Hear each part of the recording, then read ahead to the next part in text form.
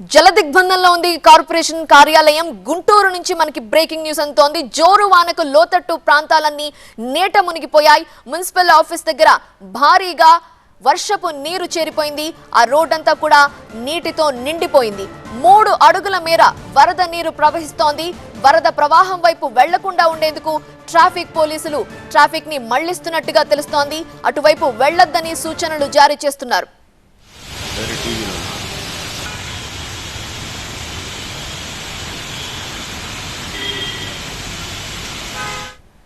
Guntur corporation కార్యాలయం జల దిగ్బంధంలో ఉంది. ఆ దృశ్యాలను మీరు చూస్తున్నారు. కార్యాలయం అంతా కూడా నీటితో నిండిపోయిన దృశ్యాలు చూస్తున్నాం. కార్యాలయం చుట్టూ పరిసర ప్రాంతాలు జోరు వానకి లోతట్టు ప్రాంతాలు ఏ విధంగా అయితే నీట మునిగాయో గుంటూరు కార్పొరేషన్ కార్యాలయం వద్ద కూడా అదే సిచ్యువేషన్ కనిపిస్తోంది.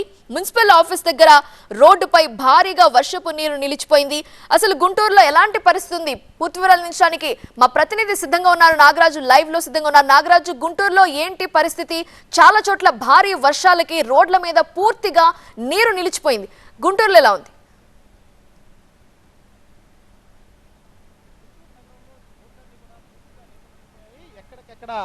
ట్రాఫిక్ అయితే స్తంభించిపోతా ఉంది. ప్రస్తుతం మనం కార్పొరేషన్ వద్ద ఉన్నాం. కార్పొరేషన్ వద్ద ఎటువంటి పరిస్థితి ఉందో కూడా చూడవచ్చు.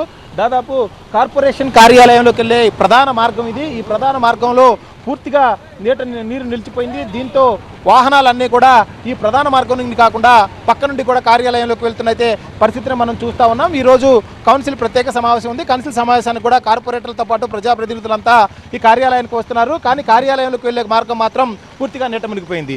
కార్యాలయం ముందు కూడా భారీగా నీరంతా కూడా నిలిచిపోయింది. నీరు నిలిచిపోవడంతోనే ప్రస్తుతం మనం విజువల్స్లో చూస్తూ ఉన్నాం. దాదాపుగా ఇక్కడ ఎవరూ కూడా ఇటువైపు నుంచి వాహనాలు వెళ్లకుండా అడ్డుకొని ట్రాఫిక్ అంతా కూడా జామ్ చేసిన పరిస్థితిని అయితే మనం చూస్తూ ఉన్నాం. ట్రాఫిక్ని ఎక్కడా కూడా నిలిచిపోకుండా, వాహనాలు నిలిచిపోకుండా దారి మళ్లించారు. కేవలం ఈ మార్గం గుండా బస్సులు మాత్రమే అలౌ చేస్తున్నారు.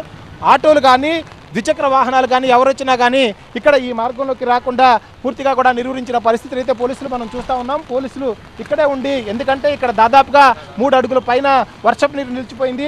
ఎవరైనా సరే ఈ మార్గంలో కూడా వస్తే 2 వీలర్స్ పూర్తిగా ఆగిపోయే పరిస్థితి అయితే కనిపిస్తూ ఉంది. కేవలం భారీ వాహనాలు మాత్రమే అనుమతించి ఇటుకుండా ఈ వైపు నుంచి వెళ్ళే విధంగా కూడా పోలీసులు అయితే డైరెక్షన్స్ అయితే ఇస్తున్నారు. ఎందుకంటే 2 వీలర్స్ కనుక ఈ మార్గంలోకి వెళితే దాదాపుగా మునిగిపోయే పరిస్థితి కనిపిస్తూ ఉంది. వాహనాలు కూడా మధ్యలోనే నిలిచిపోతూ ఉన్నాయి. పోలీసులు చెప్తున్నప్పటికీ కూడా కొంతమంది ద్విచక్ర వాహనదారులు ఏ విధంగా వెళ్తున్నారో మనం చూస్తూ ఉన్నాం. దాదాపుగా ఇక్కడ పెద్ద గుంట కూడా ఉంది. ఈ నేపథ్యంలోనే పోలీసులు భారీ వాహనాలు తప్పితే కార్పొరేషన్ రోడ్డు, ప్రధాన రోడ్డు, ఇక్కడి నుంచే బస్టాండ్ వైపుకి విజయవాడకి వెళ్ళే ఇది ప్రధానమైన రోడ్డు. వివిధ ప్రాంతాల నుంచి బస్సులన్నీ కూడా వస్తూ ఉన్నాయి. అదేవిధంగా వాహనాలన్నీ కూడా విజయవాడ వెళ్ళే వాహనాలన్నీ కూడా ఇటువైపు నుంచే వెళ్తూ ఉంటాయి. అయితే భారీ వాహనాలు తప్పితే 2 వీలర్స్ కానీ ఆటోలు కానీ ఈ మార్గం గుండా అలౌ చేయడం లేదు. కార్పొరేషన్ ఎదురు ఉన్న ఇటువైపు నుంచి కూడా ట్రాఫిక్ని డైవర్ట్ చేసి పోలీసులంతా కూడా వాహనదారులు ఈ వరద నీటిలో చిక్కుకుపోకుండా చర్యలు తీసుకునే నేపథ్యం అయితే కనిపిస్తూ ఉంది. ఇదే విధంగా ఒక గుంటూరు నగరంలోని ప్రధాన రోడ్లన్నీ కూడా నార్త్ సెంటర్లో కూడా దాదాపుగా 3 అడుగుల మేర రోడ్ల మీద నీరు ప్రవహిస్తుంది. వాహనాలన్నీ కూడా వెళ్ళలేని పరిస్థితి ఉంది. రింగ్ రోడ్డు, అదేవిధంగా బృందావన గార్డెన్స్, ఈ విధంగా వివిధ ప్రాంతాల్లో కూడా భారీ వర్షం నమోదవుతూ ఉంది. ఉదయం నుంచి కూడా కొద్దిసేపు కూడా వాన తెరిపించిన పరిస్థితి అయితే ఉంది. ఉదయం నుంచి కంటిన్యూస్గా వర్షం పడుతూనే ఉంది. అదేవిధంగా లోతట్టు ప్రాంతాల్లో కూడా నీట మురుగుతూ ఉన్నాయి. మరోవైపు జిల్లా వ్యాప్తంగా కూడా భారీ వర్షాలకు వాగులు పొంగి పొర్లుతున్న పరిస్థితి అయితే కనిపిస్తూ ఉంది.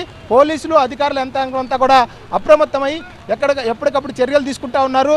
వాహనదారులను అయితే బయటికి రావద్దని చెప్తున్నారు. కానీ ఉదయం 11 గంటలు 12 గంటల దగ్గర నుంచి కూడా చాలా పెద్ద ఎత్తున వాహనదారులంతా కూడా రోడ్ల మీదకి వస్తున్న పరిస్థితి అయితే వివిధ పనుల నిమిత్తం వెళ్తున్నట్టు చూస్తూ ఉన్నాం.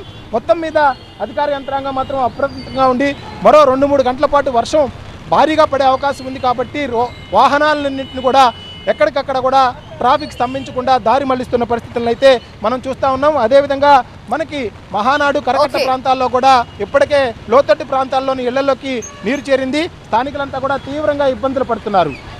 Right Nagaraju, thank you.